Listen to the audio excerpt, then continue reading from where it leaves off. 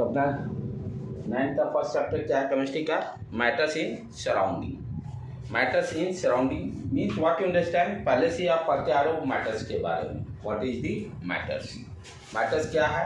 जो स्पेस में जगह ऑक्यूपाई करे एंड मास। कोई भी ऐसा ऑब्जेक्ट नहीं है जो कि विदाउट मास डिफाइंड हो। वर्ल्ड में कोई भी ऐसा ऑब्जेक्ट नहीं है जिसका कि मास नहीं होगा।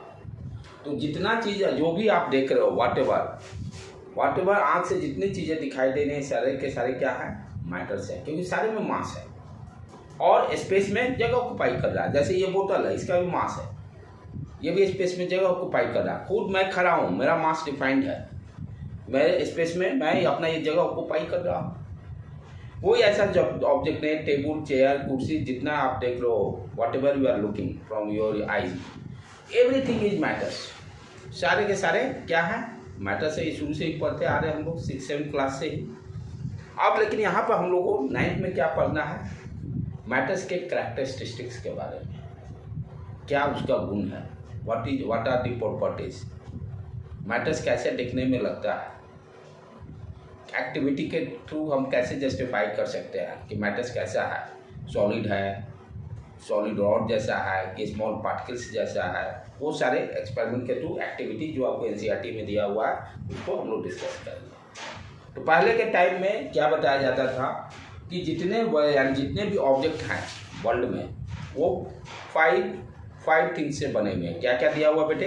Air, earth, sky, fire and water. यही 5 से पहले यही डिफाइंड होता है। यही 5 चीज से सारे ऑब्जेक्ट बना हुआ है वर्ल्ड में। लेकिन मॉडर्न जो है केमिस्ट्री में, चाहे जो अभी के लेटेस्ट जो साइंटिस्ट हैं, उनका क्या कहना है? एवरीथिंग, जितने चीज आप देख रहे हो सारे किससे बने हुए हैं? मैटर से बने हुए हैं। मैटर्स क्या है? उसका मास डिफाइंड होता है। कोई भी ऑब्जेक्ट है उसको कैसे बोलते हैं? मैटर्स। उस ऑब्जेक्ट का मास एंड वो यदि स्पेस में जगह ऑक्यूपाई कर रहा है तो क्या कहलाएगा? मैटर्स कहलाएगा, राइट? तो ऐसा कोई ऑब्जेक्ट नहीं है वर्ल्ड में जो कि विदाउट मास हो। बाय बर्थ लिविंग थिंग्स हो, नॉन लिविंग थिंग्स हो, एवरीथिंग सबका मास डिफाइंड है। आप खुद, मैं खुद मैटर लिविंग में। तो जितने लिविंग ऑर्गेनिज्म हो, non living organism, everything is matters. अब उसके बाद क्या है कि मैटर्स देखने में कैसा लगता है? फर्स्ट जैसे है ना फिजिकल नेचर ऑफ मैटर्स। 2 चीज़ें होती हैं। जो चीज़ मुझे आँख से दिखाई देता है उसको क्या बोलते हैं हम लोग? Physical characteristics. कैरेक्टरिस्टिक्स मीन्स समझना जरूरी है, क्योंकि साइंस में ये वर्ड बराबर यूज होता है। केमिस्ट्री हो, फिजिक्स हो, बायो हो, एवरीवेयर कैरेक्टरिस्टिक। जैसे मेरा कैरेक्टरिस्टिक क्या है? मेरे में क्या क्या अच्छाई है, मेरे में क्या क्या बुराई है, एवरीथिंग डिस्कस, उसको क्या बोलते हैं? कैरेक्टरिस्टिक्स। उसी तरह से मैटर्स के भी साइंस में भी जहाँ कैरेक्टरिस्टिक्स वर्ड यूज किया जाएगा मीन्स उसका क्या प्रॉपर्टी है, क्या उसका एडवांटेज है, क्या उसके ड्रॉबैक है, वो सारी चीज़ डिस्कस करने रहते हैं। तो उसी तरह से एक चीज़ और कॉन्सेप्ट क्लियर होना बहुत जरूरी है कि केमिस्ट्री में जब हम कैरेक्टरिस्टिक्स की बात करेंगे तो 2 तरह की कैरेक्टरिस्टिक्स बात करेंगे। एक क्या रहेगा? Physical characteristics. Physical characteristics means जो मुझे आंख से दिखाई देगा। कोई ऑब्जेक्ट है, वाइट है, सॉलिड है, रिजिड है, ये सब क्या है? आंख से मुझे दिखाई दे रहा है। उसका बॉइलिंग पॉइंट, बॉइलिंग टेम्परेचर, ठीक है, मेल्टिंग पॉइंट, वो सारे क्या हम आंख से देख सकते हैं। कैसा कलर है देखने में, शाइनिंग है कि नहीं है, राइट? ये सारे क्या हैं? फिजिकल प्रॉपर्टी कहलाते हैं। ये सारे क्या है? फिजिकल प्रॉपर्टी कहलाते हैं। और केमिकल प्रॉपर्टी किसको बोलते हैं? जो मुझे आंख से नहीं दिखाई देता है। केमिकल प्रॉपर्टीज किसको बोलते हैं? जो आंख से दिखाई नहीं देता। जैसे आप जैसे होते हैं ना, हाइड्रोजन गैस और ऑक्सीजन गैस, O2 गैस मिलकर वाटर बनाया। आप ये रिएक्शन थोड़े देख रहे हो आंख से, कैसे हो रहा है? तो जो चीज़ मुझे आंख से नहीं दिखाई दे रहा है, एज ए जनरल लेमैन जैसा बात करें तो उसको क्या बोलेंगे हम लोग? केमिकल प्रॉपर्टी उसका है। ये भी केमिस्ट्री में ये चीज़ हमें ध्यान रखना रहता है कि physical property and chemical property define करना रहता है।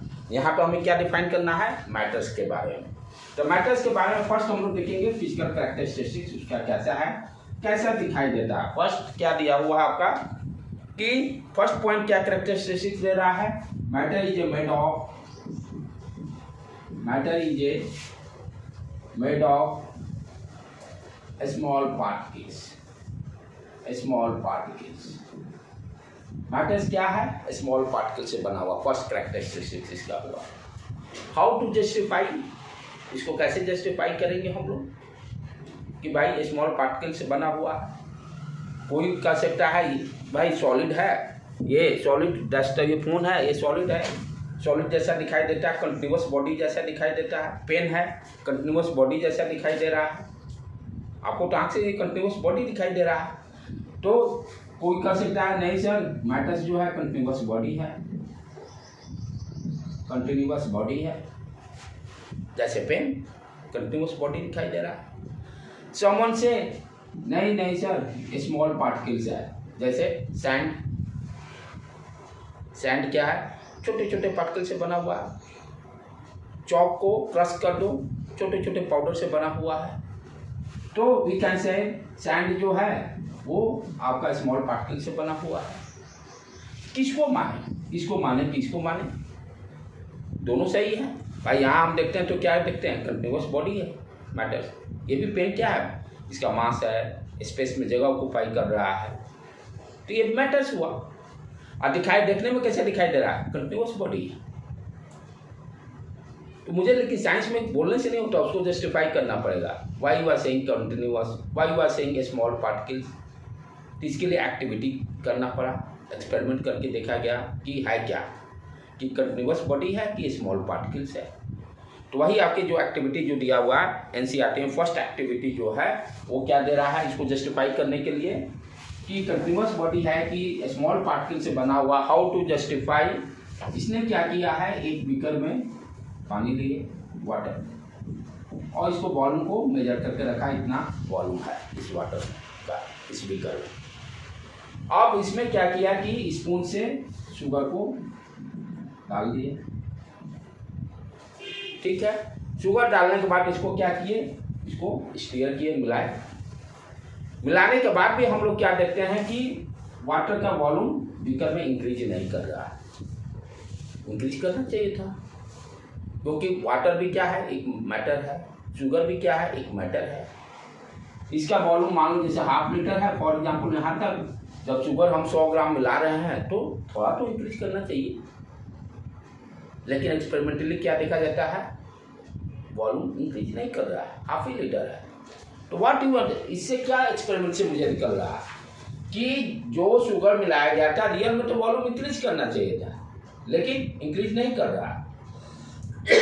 इट मीन्स वाटर जो है पार्टिकल से बना हुआ है, उसके बीच में स्पेस है, इससे यही कंक्लूजन निकल रहा है। और उस स्पेस में जाकर मेरा शुगर का पार्टिकल्स जाके एडजस्ट कर गया। जैसे ये मान लो वाटर के पार्टिकल्स हैं, और इसमें जो बीच में स्पेस है, उस स्पेस में क्या हो रहा है, ये शुगर के पार्टिकल है, छोटा डॉट डॉट डॉट डॉट, ये क्या है, शुगर के पार्टिकल है।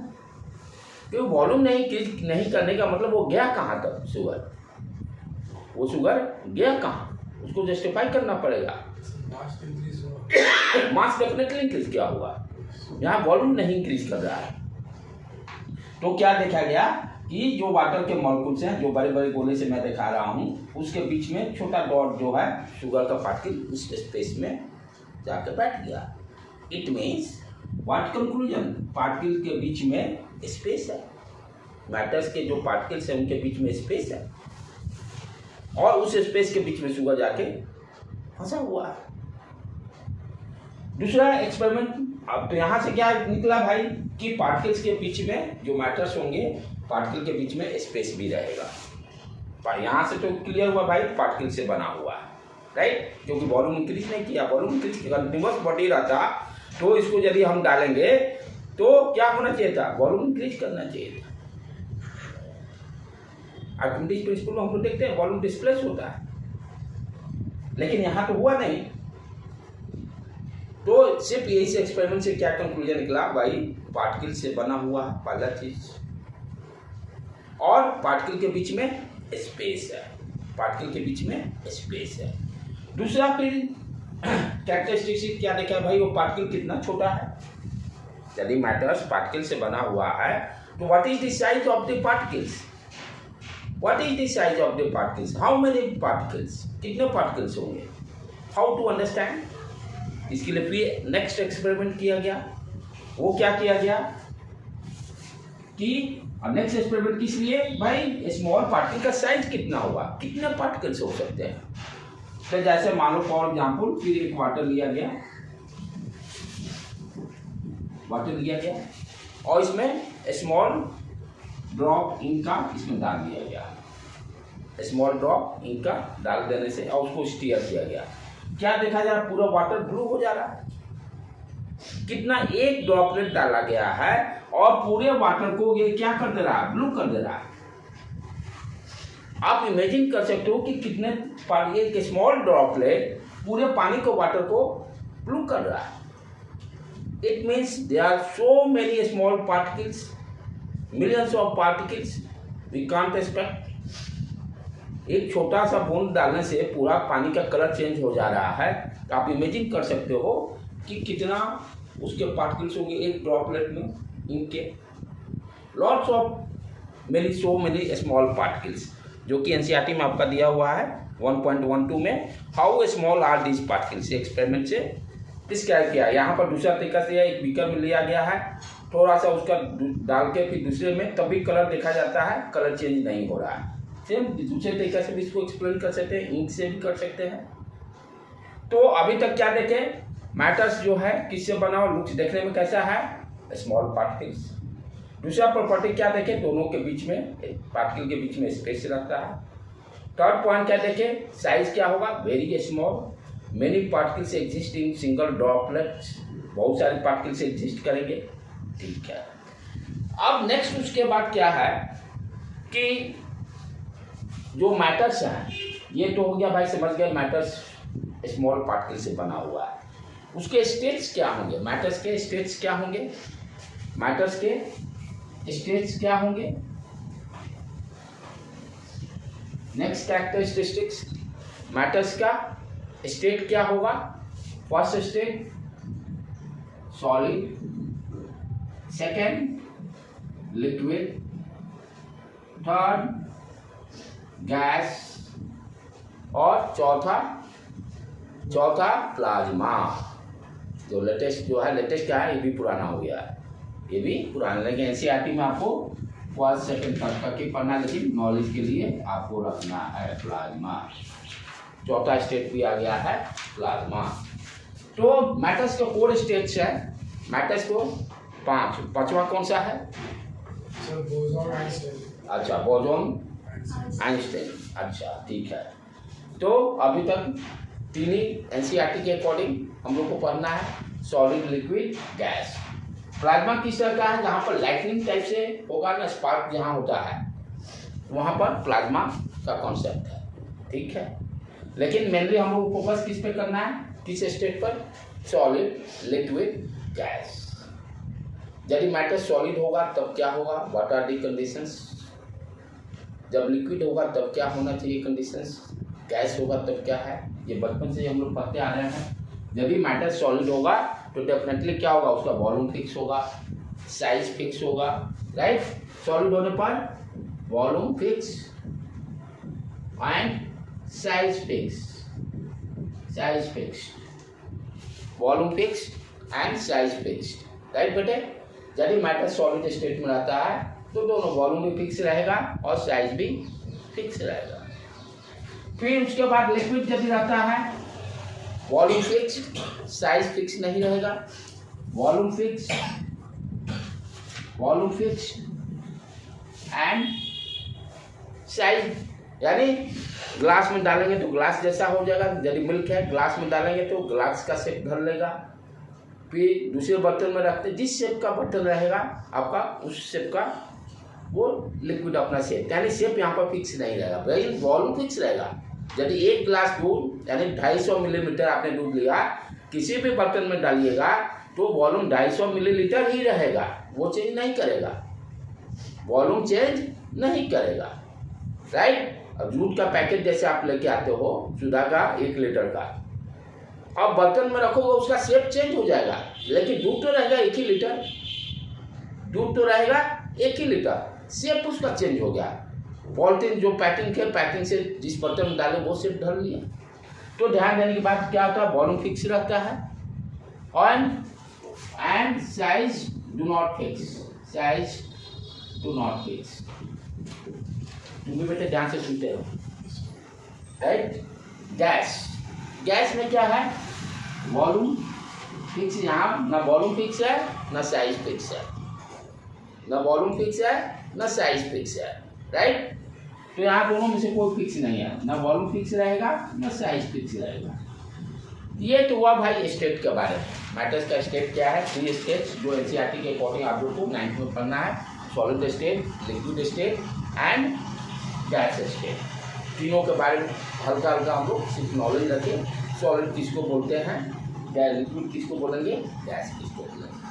अब आ जाए अपने फिर कंप्लीटेड पॉइंट, क्योंकि फाइनली हम लोग को मैटर्स के बारे में सारा डिस्कशन करना है। ये भी उसका कैरेक्टरिस्टिक्स हुआ। तो अभी तक क्या हो गया मेरा, मैटर्स को डिफाइन किए, मैटर्स है क्या, फिर मैटर्स देखने में कैसा लगता है वो क्लियर हो गया। मैटर्स के पार्ट यानी पार्टिकल से बना हुआ सेकंड कॉन्सेप्ट से क्लियर हो गया। थर्ड क्या देखें, पार्टिकल्स के बीच में स्पेस है, एक्सपेरिमेंट करके हम लोग देख लिए। उसके बाद कितने पार्टिकल्स होंगे वो भी एक्सपेरिमेंट करके देखें कि lots of so many particles exist. State के बारे में डिस्कस कर लिए कि स्टेट क्या क्या हो सकता है मैटर्स के। 5 पॉइंट्स अभी तक हम लोग क्लियर किए। अब आगे देखते हैं कैरेक्टरिस्टिक्स ऑफ पार्टिकल्स में नेक्स्ट पॉइंट। नेक्स्ट पॉइंट क्या करता है, ये भी डिस्कस कर चुके हैं। यदि आपसे क्वेश्चन पूछता है right and explain the characteristics of the matters, यदि एग्जाम में आपसे क्वेश्चन पूछता है explain the characteristics of the matters, तो फर्स्ट कैरेक्टरिस्टिक्स क्या है, particles of matter have a space. First characteristic is particles of matter have a space. Science में NCERT के अलावा कोई बुक नहीं, only NCERT follow, that is enough.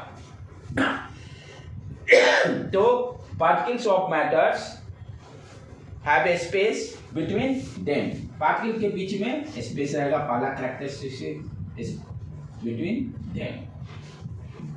Question ये पूछता भी है थ्योरी टाइप से, right the explain the characteristics of the matter. तो फर्स्ट पॉइंट क्या देंगे, particles of the matters have a space between them, particle के बीच में स्पेस रहता है। एक्सपेरिमेंट करके अभी देख चुके हैं, वाटर में शुगर मिक्स किया है, देखिए वॉल्यूम इंक्रीज नहीं किया है, इट मीन्स शुगर का पार्टिकल्स वाटर के पार्टिकल के बीच में जाकर जगह ऑक्युपाई कर लिया है, एक्सपेरिमेंट के थ्रू देख चुके हैं।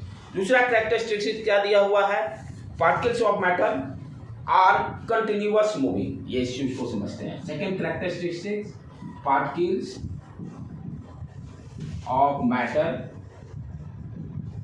Of matter are continuous moving, इस चीज को समझना जरूरी है, कंटिन्यूअस मूविंग, क्योंकि साइंस में रखना नहीं है, कॉन्सेप्ट को अंडरस्टैंड करना है। क्या कर रहा है, पार्टिकल्स जो है वो हमेशा मूव कर रहा है, इसको जैसे कैसे जस्टिफाई करेंगे। मान लो आप घर पे यहाँ से कोचिंग से घर गए, मम्मी आपकी करें ठीक है, तुम कोचिंग से आओगे, फेवरेट डिश तुम्हारा बना रही है, आपको तो जिज्ञासा रहेगा मम्मी बना रही है कि नहीं बना रही है। हाउ टू जस्ट, आपको इंटर करते पता चलेगा जो किचन में बन रहा है उसका स्मेल से। तो बन तो रहा किचन में, लेकिन आप रूम में इंटर करते उसका स्मेल आपको पहुंच गया, रूम में इंटर करते उसका स्मेल पहुंच गया। तो जो भी आपके किचन में डिश बन रहे हैं वो जो पार्टिकल जो स्मेल है आपको देखिए कितना दूर पहुंच गया। अगरबत्ती आप जलाते हो पूजा रूम में, उसके सारे स्मेल पूरे पूजा रूम में या बाजू के रूम में भी पहुंच जाते हैं। ये क्या जस्टिफाई कर रहा है, पार्टिकल्स मूव कर रहा है, पार्टिकल्स मूव कर रहा है। मेरी वॉइस आपके पास पहुंच रही है, तो हायर स्टडी में हम लोग क्या करते हैं, इसको एनर्जी के टर्म में अंडरस्टैंड करते हैं। लेकिन वहाँ भी एनर्जी भी डेवलप हुआ पार्टिकल के वाइब्रेशन से ही। पार्टिकल के वाइब्रेशन, भले पार्टिकल यहाँ से वहाँ डिस्प्लेस नहीं किया साउंड के केस में, अपने पॉइंट पर वाइब्रेट किया, लेकिन दूसरे को भी वाइब्रेट कर रहा है। तो पार्टिकल ऑलवेज मूव्स। अच्छा, दूसरा चीज, जब आप बीकर में पानी लेके चीनी मिला रहे हो तो चीनी तो स्टीयर कर रहे हो, तो वहाँ पे क्या कर रहे हो, पार्टिकल का मूवमेंट हो रहा है, तभी वो जल्दी मिलेगा, डिजॉल्व होगा। ध्यान देने की बात है यहाँ पर, that is very very important point. जब आप बीकर में पानी लिए हो और सिर्फ शुगर डाल दो और उसको चलाओ नहीं, स्टीयर मत करो, क्या शुगर जल्दी घुल जाएगा? नहीं घुलेगा। आप स्टीयर करते हो तो क्या देखते हो, जल्दी घुल जाता है। ये क्या है लॉजिक? जब नहीं चला रहा है तो शुगर जल्दी घुल नहीं रहा, और चलाने पे जल्दी घुल जा रहा है। ये कौन सा प्रॉपर्टी है? तो यहाँ पर यही प्रॉपर्टी यहाँ भी आ रहा है, थोड़ा सा इसको समझने की जरूरत है। जब स्टीयर कर रहे हैं तो पार्टिकल क्या है, पार्टिकल का मूवमेंट हो रहा है, पार्टिकल का मूवमेंट हो रहा है।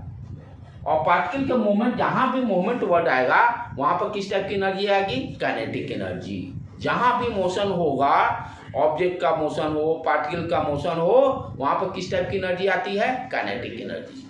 क्योंकि वहाँ स्पीड टर्म आ गया, पार्टिकल मूव कर रहा है, मोशन कर रहा है। तो जब हम स्टीयर कर रहे हैं तो पार्टिकल का मूवमेंट के कारण क्या हुआ, स्पेस काइनेटिक एनर्जी इंक्रीज किया, और काइनेटिक एनर्जी इंक्रीज करने से टेम्परेचर इंक्रीज करेगा। टेम्परेचर इंक्रीज करने से भी आपका पार्टिकल का मोशन इंक्रीज करता है। जैसे पानी को खौलाते हो, जैसे आपने वाटर लिया, दूसरा एक्सपेरिमेंट देखो, वाटर लिया उसमें चीनी डाल दिए, जैसे चाशनी बनाते हो चीनी का, तो आप कितना भी घुमाते रहो तभी चीनी पूरा तरह से नहीं घुल पाता है। 30% 40% घुल गया, काइनेटिक एनर्जी इंक्रीज किया, ठीक है, उसमें पार्टिकल डिजॉल्व हो गया। फिर क्या करते हो, नेक्स्ट आप क्या सोचते हो, फिर गर्म करते हो उसको।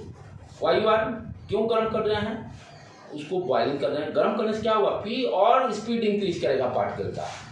जैसे जैसे टेम्परेचर बढ़ेगा, जब बॉइलिंग टेम्परेचर पहुंचेगा तो पार्टिकल का speed high, very high speed, और हाई स्पीड होने के कारण उसमें क्या होगा, एनर्जी मैक्सिमम रहेगा, क्योंकि किसका एनर्जी रहेगा, काइनेटिक एनर्जी। और वहां पर टोटल का टोटल वो एनर्जी क्या करेगा, उस शुगर के पार्टिकल को पूरी तरह से डिजॉल्व करने की कोशिश करेगा, उस शुगर के पार्टिकल को पूरी तरह से डिजॉल्व करने के लिए। तो इस कॉन्सेप्ट में हम लोग क्या देख रहे हैं, तो ये सारे जो एक्टिविटी हैं, इस एक्टिविटी से क्या क्लियर होता है कि पार्टिकल का मोशन हो रहा है।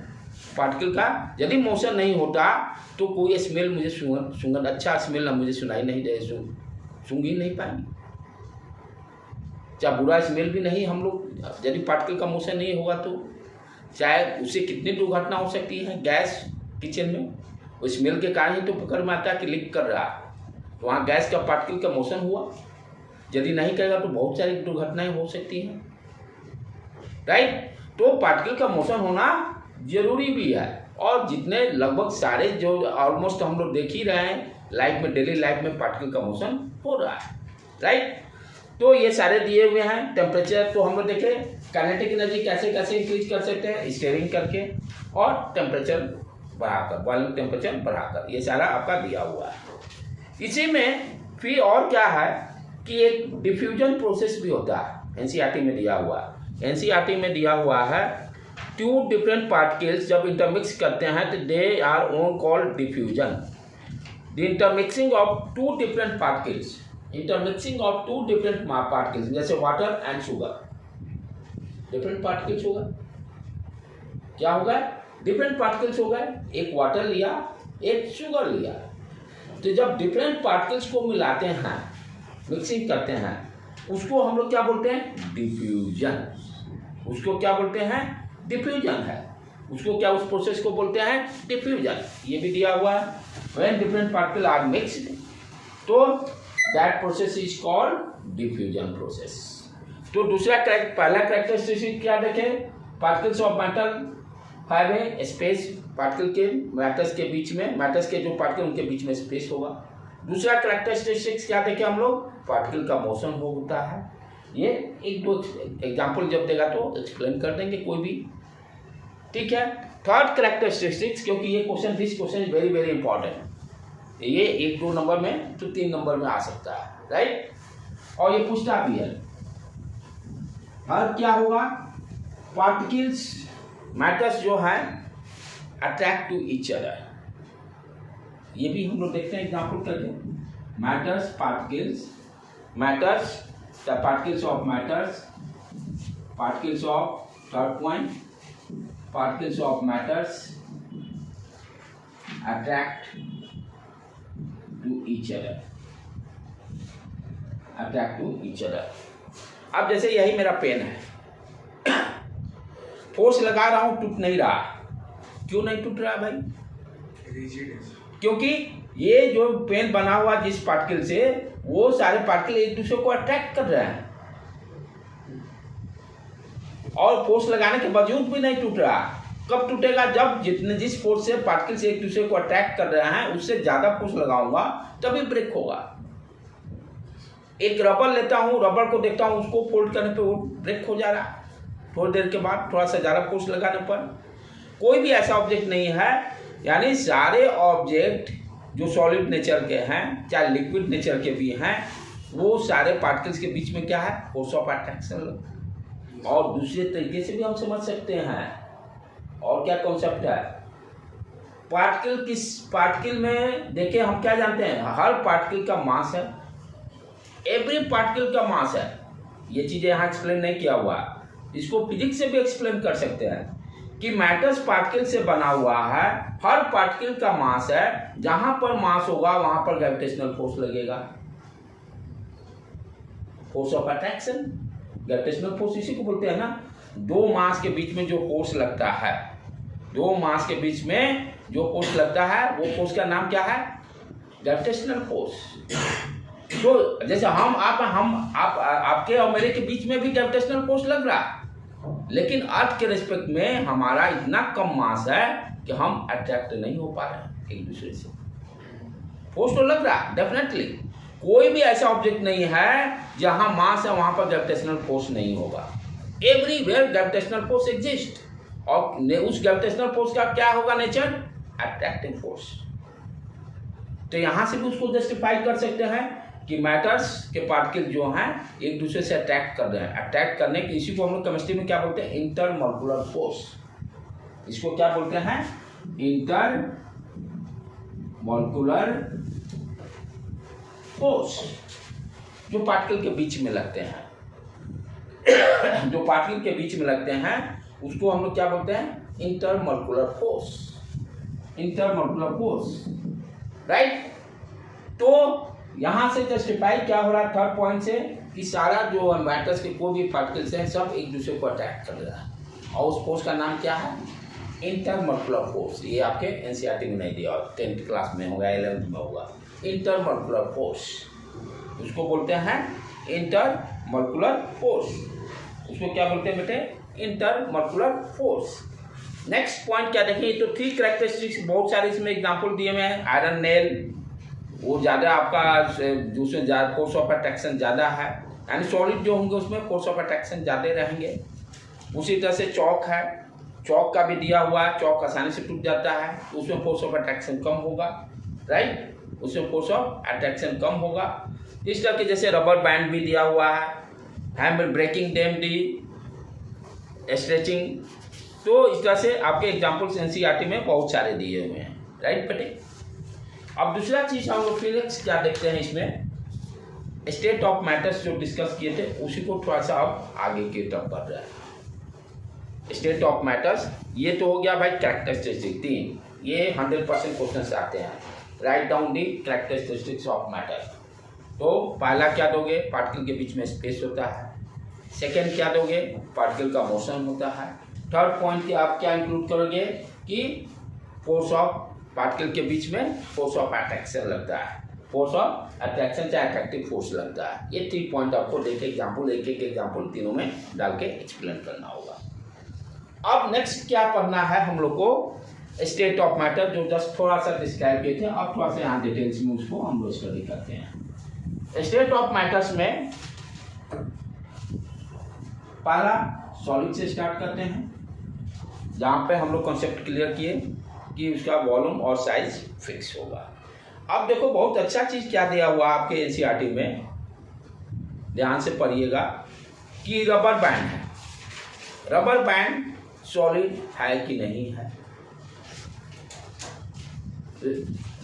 फिर रसगुल्ला कंप्रेस हो जा रहा है, सॉलिड है कि नहीं है। सॉलिड के लिए क्या क्या प्रॉपर्टी दिया हुआ, पहला तो वॉल्यूम फिक्स, वो भी और डिस्कस कर लें एक बार, वॉल्यूम फिक्स। दूसरा साइज फिक्स। तीसरा रिजिडिटी, सॉलिड का सबसे ज़्यादा रिजिडिटी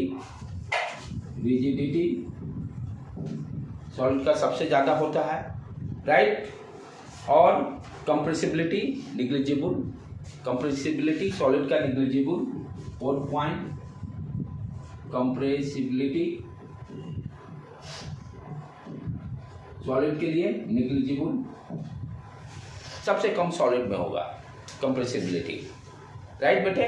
तो हम लोग क्या देखें, volume fix, size fix, rigidity solid का सबसे ज़्यादा, और कंप्रेसिबिलिटी यानी इसको हम दबा नहीं सकते हैं, इसको सॉलिड को अब जैसे है इसको हम दबा नहीं सकते हैं।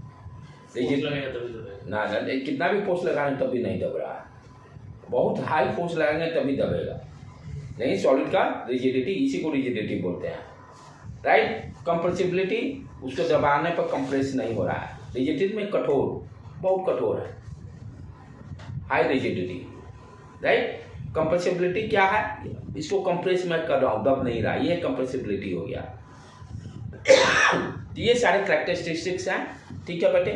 अच्छा अब क्या है, एनसीईआरटी में 2-3 एग्जांपल्स दिए हुए हैं। क्या पूछ रहा है, रबर बैंड शेप चेंज हो रहा है, क्या सॉलिड है कि नहीं, पहला क्वेश्चन पूछ रहा है। दूसरा क्वेश्चन क्या बोल रहा है कि शुगर सॉल्ट, ठीक है, आप एक जिस बर्तन में रखे हो फिर दूसरे बर्तन में रख रहे हो, शेप चेंज हो जा रहा है।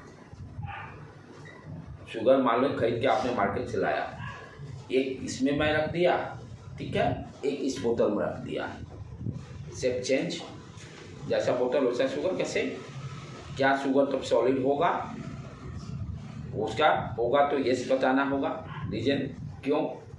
थर्ड क्या क्वेश्चन पूछ रहा है, रसगुल्ला कंप्रेस हो जाता है, क्या वो सॉलिड है कि नहीं है। ये तीनों चीज़ें चारों हम लोग को बताना है। हाँ, तो शायद इसके बारे में हम लोग को रीजन बताना होगा। तो इसमें क्या कर रहा है कि rubber band changes shape under the force, जो रबर बैंड को हम खींच रहे हैं और यदि दोबारा उस फोर्स को हटाते हैं तो फिर अब अपने ओरिजिनल शेप में आ जाता है। जब तक फोर्स लगाए तभी तक उसका शेप चेंज हुआ रबर का, लेकिन जैसे ही फोर्स को रिमूव करते हैं अपने ओरिजिनल शेप में आ जा रहा है, यानी उसका size after removing the force size change हुआ नहीं। तो वी कैन से ये दो प्रॉपर्टी के हिसाब से भाई size after removing the force size अपने आप साइज में आ गया रबर, तो we can say rubber is a solid. Sugar के केस में क्या हो रहा है, इसमें भी रखे, इस बोतल में भी रखे और इसमें भी रखे, लोग क्या करता है साइज चेंज हो गया, लेकिन शुगर का जो पार्टिकल का साइज तो चेंज नहीं हुआ, छोटा छोटा जो पार्टिकल्स है वो तो जस्ट कहता है इसमें रखे चाहे इसमें रखे, ओवरऑल सारे शुगर का ना शेप चेंज हो रहा है बहुत सारे पार्टिकल मिलाकर, लेकिन इंडिविजुअल देखेंगे शुगर का पार्टिकल का तो शेप चेंज हुआ नहीं, ना वॉल्यूम चेंज हुआ। 1 kg लाए थे, चाहे जो भी है उसका जो साइज छोटे छोटे पार्टिकल का वो तो चेंज नहीं हो रहा है, तो दैट्स वाई शुगर को भी हम लोग नहीं बोल सकते हैं, या शुगर को बोल सकते हैं वो भी सॉलिड है।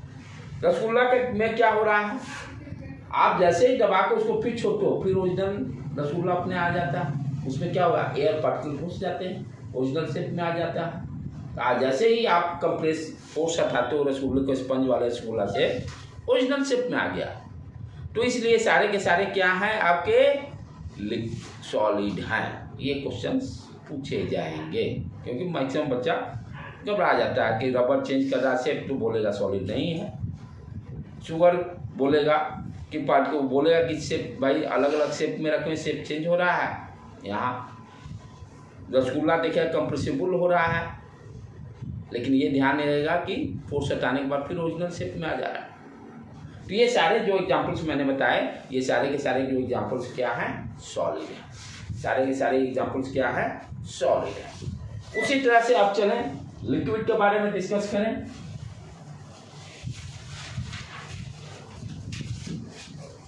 दूसरा स्टेट क्या है, लिक्विड। आप देखो चेंजेस क्या क्या हो, वॉल्यूम तो फिक्स रहेगा, लिक्विड का साइज चेंज हो जाएगा, साइज चेंज, जैसा शेप, जैसा जिस पॉट में रखो वो उस पॉट का शेप ढल लेगा लिक्विड, ठीक है।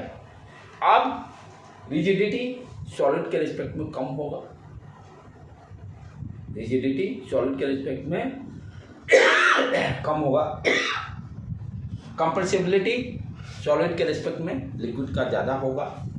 तो ये सारी चीज़ें हम लोग को पढ़ना है।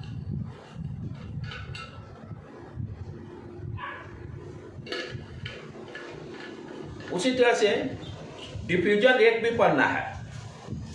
Diffusion of the liquid is higher than solid, अभी बताया ना। डिफ्यूजन क्या है, intermixing of two different particles.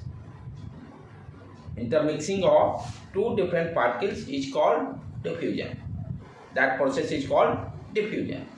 अब सोच के चलो, सॉलिड एक ले लें, ये बोतल या एक चौक ले लें, एक बालू ले लें, दोनों को यदि मिलाते हैं तो डिफ्यूजन प्रोसेस तो बहुत कम होगा।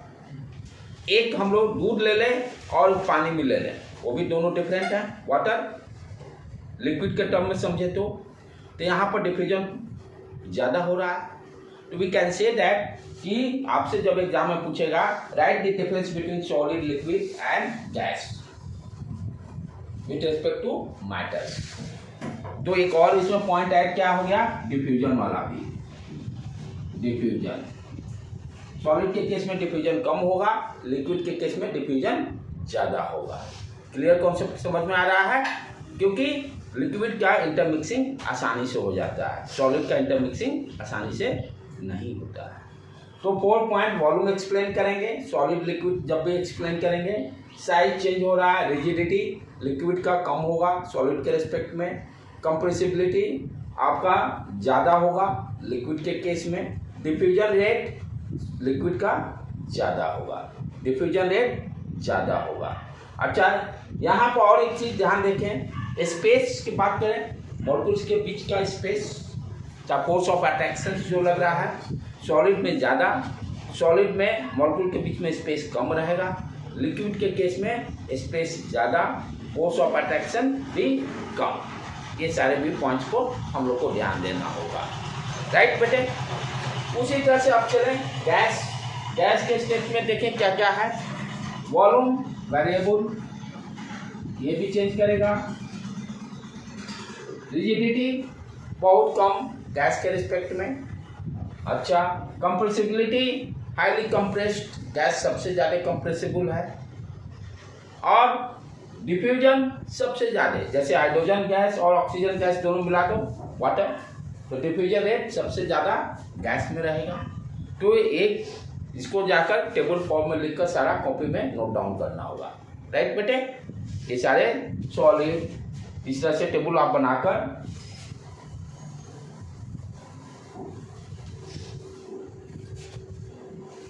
Solid, liquid, gas. पहला पॉइंट यहाँ volume, no change, no change, change, इस तरह से कॉलम बनाना होगा, right. No change, no change, change.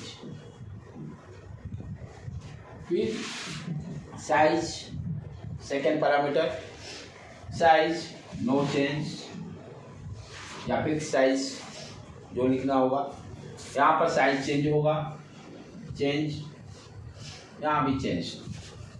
उसी तरह से थर्ड पॉइंट आपका रिजिडिटी, रिजिडिटी सॉलिड में सबसे ज़्यादा सॉलिड में, इसमें कम, सबसे कम लेस आपका गैस में। रिजिडिटी के बाद 4th पॉइंट कंप्रेसिबिलिटी सॉलिड में सबसे ज़्यादा डबल मार्क, यहाँ एक कम, यहाँ पे लेस, सबसे कम। सॉरी उल्टा गैस में सबसे ज़्यादा, गैस में 3 मार्क, यहाँ 2 मार्क, यहाँ 1 मार्क। ठीक है बेटे। उसी तरह से इंटरमोलिकुलर स्पेस भी हम लोग लिख सकते हैं। 5th पॉइंट इंटरमोलिकुलर स्पेस सबसे कम इसमें, उसके बाद ज़्यादा, सबसे ज़्यादा इसमें, right. Intermolecular force of attraction भी डाल सकते हैं। सबसे ज़्यादा सॉलिड में, उसके बाद लिक्विड में सबसे कम, गैस में सबसे कम। तो इस तरह के क्वेश्चंस जब पूछेंगे आपके राइट द डिफरेंस, ये सारे पॉइंट्स को एक्सप्लेन करना होगा। और यहाँ तक कि बोर्ड के साथ साथ आप कॉम्पिटिटिव पॉइंट ऑफ व्यू से भी आप सोचो, कोई भी देते हो, ओलंपियाड भी देते हो, ये सारे पॉइंट्स को यही फाइनल टच आपको देने हैं, राइट बेटे। तो आज का यहीं पर रखने देते हैं, आगे जो एक लेक्चर में वो ये कंप्लीट हो जाएगा पूरा चैप्टर अपना। और